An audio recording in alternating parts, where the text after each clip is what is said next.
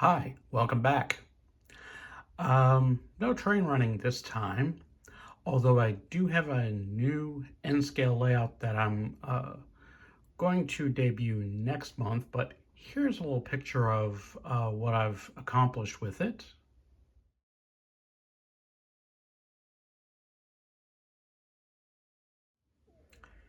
Instead, I thought I'd talk this month a little bit more about the buildings and some of the other 3D print stuff that I've made. Wanted to share some of these with you.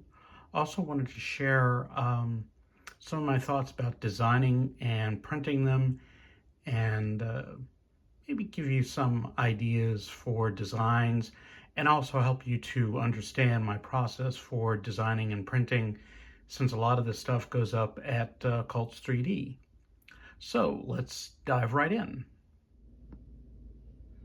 So here's the first one I wanted to show you. This is business building number one.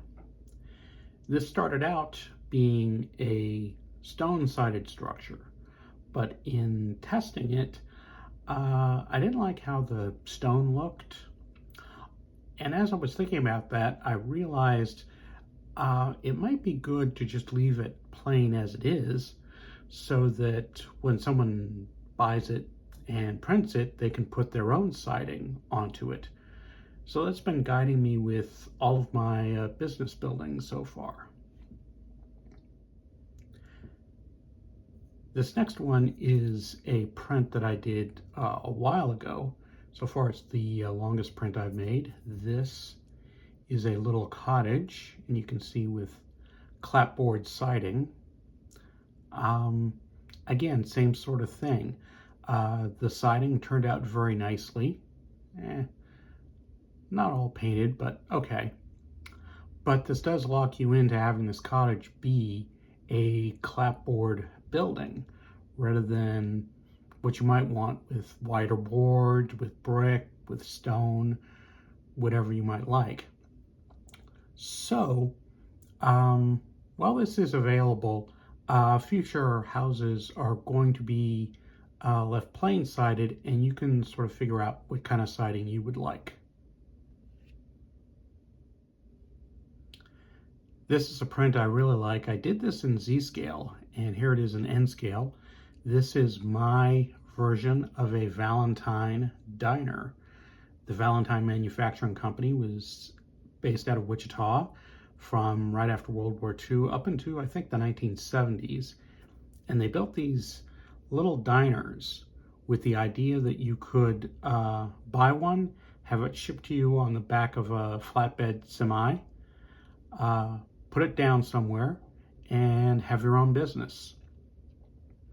I like how the print turned out and the windows and everything. So yeah, this is kind of fun. Also, it gets to a point you might be thinking about, well, why have these windows as solid? Why not make this a sort of open building that somebody could put a roof on and actually detail an interior? Well, as you can see, this is pretty small. So the interior walls would either have to be really thick or this would be a really sort of fragile print to actually have interior detail. Of course, if you want to just print it, put your own siding, you could also put paper interiors in these little window spaces if you wanted to. But that leads to another point. So I had thought about doing something like this as a kit. This is the N-scale single-sheathed boxcar. My idea was that the body would be a single print. Of course, with all my cars, the roof is a single print. And then these sides would lay flat on the print bed, and you'd print them out and just slide and glue them in. Well, unfortunately, the sides, when they were printed flat, were a little bit longer than this body piece right here. so much so that it really stood out and could have interfered with the operation of the trucks and the couplers, which is the problem with trying to do, as far as I see it, trying to do kits in the smaller model railroad scales. A lot of 3D printers are slightly inaccurate, maybe a point of a millimeter, not a point, yeah, a sort of a tenth of a millimeter to maybe up to 2/10 of a millimeter off, which may not sound like much, but in these smaller scales, that can be a lot. So this is pretty much a two-piece print, just the body and the roof. And that's the difficulty with trying to do kits in the smaller scales right now with 3D printers, is that you just might have enough inaccuracies that it wouldn't fit on first print, and somebody would have to go into the slicer, adjust the slicer settings to make sure that each side prints the correct size, and that would be a lot of effort. Maybe someday soon, all printers will be pretty much accurate or predictably inaccurate to a very small degree. But for now, this is what I've found in tinkering with trying to do a kit build. And so this is what I'm sticking to for the moment, but things can change. We shall see. Another building to show you is this. It was inspired by what was a bank in Potwin, Kansas, is now their public library. It has a nice little angle to it with an angled entrance. And again, this is something that you could